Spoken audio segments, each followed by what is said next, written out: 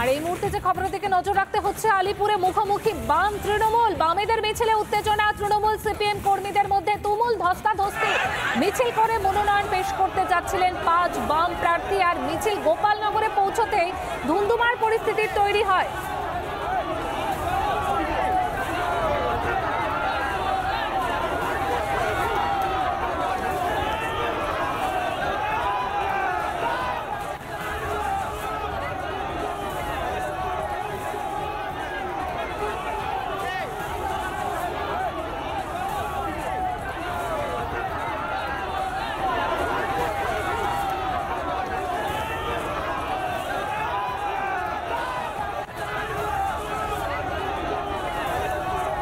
আলিপুরে মুখোমুখি বাম তৃণমূল। বামেদের মিছিলে উত্তেজনা, তৃণমূল সিপিএম কর্মীদের মধ্যে তুমুল ধস্তাধস্তির পরিস্থিতি। মিছিল করে মনোনয়ন পেশ করতে যাচ্ছিলেন 5 বাম প্রার্থী। ঠিক সেই সময় কিন্তু এই ধুন্ধুমার পরিস্থিতি তৈরি হয় যখন মিছিল গোপালনগরে পৌঁছয়। এলাকায় মোতায়েন হয় বিশাল পরিমাণে পুলিশ বাহিনী, কিন্তু তারপরেও পরিস্থিতি সামাল দিতে হিমশিম খেতে হয় পুলিশকে। সেই এক্সক্লুসিভ ছবি কিন্তু এই মুহূর্তে আপনাদের দেখাচ্ছি, যেখানে রীতিমতন পুলিশের সঙ্গেও কিন্তু ধস্তাধস্তির পরিস্থিতি তৈরি হয়। পরিস্থিতি সামাল দিতে হিমশিম খেল পুলিশ।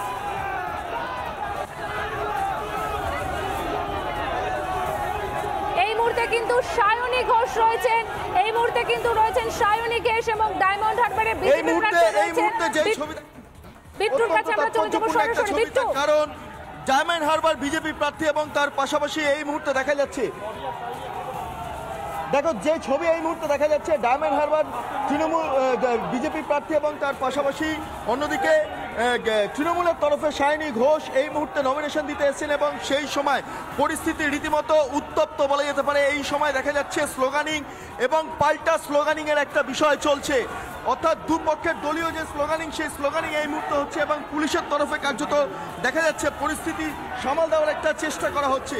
যে ছবিটা এই মুহূর্তে দেখাচ্ছে আমার ভিডিও জার্নালিস্ট রবি শর্মা, সরাসরি একবার দেখবো যে কি কোন জায়গায় দাঁড়িয়েছে, অবস্থা কোন জায়গায় দাঁড়িয়েছে।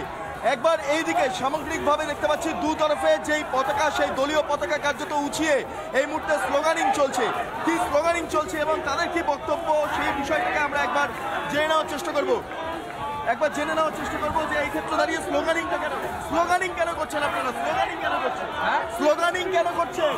ক্যান্ডিডেট এসে আমাদের, তাই স্লোগানিং করছি। কিন্তু এখানে নমিনেশন দিতে এসে উত্তেজনা পরিস্থিতি কেন?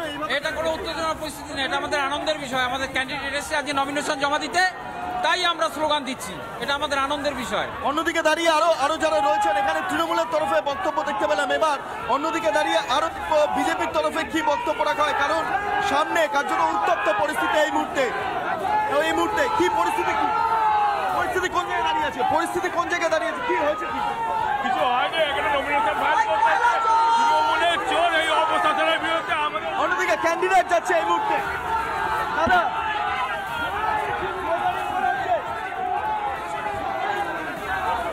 এই মুহূর্তে দেখতে পাচ্ছি বিজেপির তরফে প্রার্থী তিনি যাচ্ছেন এবং চোর স্লোগান দেওয়া হচ্ছে। আবার অন্যদিকে দাঁড়িয়ে সেই ছবিটা দেখতে পাচ্ছি এই মুহূর্তে, সরাসরি জেনে নেবো কি বলবেন।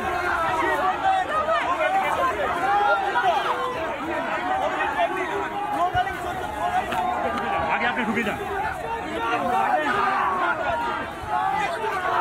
ধস্তাধস্তি পরিস্থিতি, তৃণমূলের তরফে পতাকা দেখানো হচ্ছে এই মুহূর্তে দাঁড়িয়ে বিজেপির ক্যান্ডিডেটকে। উত্তপ্ত পরিস্থিতি এই মুহূর্তে কার্যত ধাক্কাধাক্কি অবস্থা এবং এক্ষেত্রে দাঁড়িয়ে পরিস্থিতি নিয়ন্ত্রণের জন্য পুলিশি সক্রিয়তা দেখা যাচ্ছে। সামগ্রিকভাবে প্রত্যেক কটা জায়গায় এই মুহূর্তে ব্যারিকেড করে দেওয়া হয়েছে। সেই ছবিটা আমার ভিডিও জার্নালিস্ট রবি শর্মা তুলে ধরছে। উত্তপ্ত পরিস্থিতি, তৃণমূলের তরফে পতাকা এবং পাল্টা বিজেপির তরফে। কেন স্লোগানিং কেন করছেন আপনারা? রামের রাজ্য কি স্লোগানিং কেন করছেন? বিজেপি সন্দেশকারী চলনি করে যেটা যায় না। দেশ বাঁচাও, বিজেপি হটাও, দেশ বাঁচাও, বিজেপি হটাও। কোন জায়গায় যাচ্ছে পরিস্থিতি একবার জেনে নেবো, কোন জায়গায় যাচ্ছে সমগ্র পরিস্থিতি, কোন জায়গায় যাচ্ছে? যে দল, রাজনৈতিক দল মানুষের সার্বভৌমত্ব রক্ষা করে, নারী সম্মান, কারণ এখানে উত্তপ্ত পরিস্থিতি কি হয়েছে, কি সমস্যা, স্লোগানিং কেন হচ্ছে? চোরের বিরুদ্ধে স্লোগান,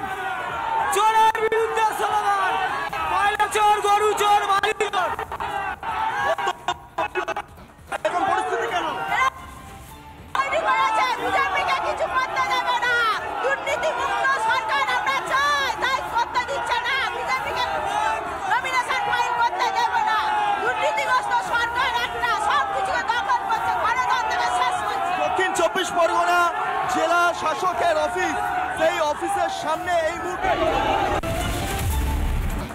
কৃষ্ণনগরে রোড শো মিঠুন চক্রবর্তীর বিজেপি প্রার্থী অমৃত রায়ের সমর্থনে রোড শো। আমরা কথা বলবো আমাদের প্রতিনিধি পলাশের সঙ্গে। পলাশ, এই মুহূর্তে কি ছবি দেখতে পাচ্ছ?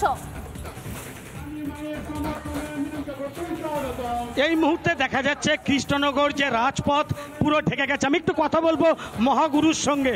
বহিষ্কৃত সাংসদ মহুয়া তিনি দাঁড়িয়েছে রানিমার হয়ে। রানিমা কত ভোটে জিতবে বলে আশা করছে? দেখুন, এগুলো বলা খুব সম্ভব নয়, এগুলো বলা সম্ভব নয়। আর এগুলোর মধ্যে আমি চাই যে রানিমা জিতে আসুক, রানিমা জিতে আসুক, সেটাই চাই। কেননা এখন একটা পরিবর্তন দরকার। পশ্চিমবঙ্গে যদি এখন পরিবর্তন না আসে তাহলে পশ্চিমবঙ্গের future is very very bad. সেই হিসেবে আমরা মনে করি, আর আমরা বিজেপি দুমদারাক্কা কাউকে সাংসদ করি না। আর সেইভাবে আমাদের একটা প্রসেস আছে, সেই প্রসেসে রানিমাকে চুজ করা হয়েছে। We are very happy we have chosen the right person. আপনারা আজকে এরপরে জনসভা আছে। এই মহারানীর পক্ষে প্রধানমন্ত্রী তিনি দুবার এসছেন, অমিত শাহজি এসছেন, আপনি এসছেন। এরপরেও কি মনে হয় যে বহিষ্কৃত সাংসদ মহুয়া তিনি আর দ্বিতীয়বারের জন্য সংসদে যেতে পারবেন? দেখুন, পার্সোনাল কথা বলবো না, আমি এটুকু বলতে পারি যদি এসে থাকেন তাহলে এই জন্যই এসছেন কেন উনি নতুনকে সাহস দেওয়া, তার পাশে দাঁড়ানো। আর আমরা চাই যে পশ্চিমবঙ্গে এমন সব সাংসদ আমরা চুজ করে পার্লামেন্টে পাঠাই যেখানে অ্যাটলিস্ট লোক আমাদের এখন ইজ্জত করে। কারণ এখন উই হ্যাভ লস্ট রেসপেক্ট। যার মুখে যা ভাষা যে বলে যাচ্ছে, দিস ইজ নট ডান। এ ব্যাপারে আমি দিয়ে দিই একটা হিন্টস, কারণ এখানকারই যিনি এর আগে সাংসদ ছিলেন সত্যব্রত মুখোপাধ্যায়, তিনি ছিলেন প্রতিমন্ত্রী। এবার কি রানিমা জিতলে তাকে কি কোনো প্রতিমন্ত্রী দেওয়া হতে পারে? আপনি জিজ্ঞেস করছেন সেটা তো পাবলিককে আমার আবার ফেথ আছে। I know that public is going for a change. ভীষণ পজিটিভ ভাইবস দেখছি, আর এই পজিটিভ ভাইবসই ভোট নিয়ে আসবে। তো একটা আলাদা প্রশ্ন, বারবার দেব আপনাকে বাবা বলে ডাকে। দেব, এটা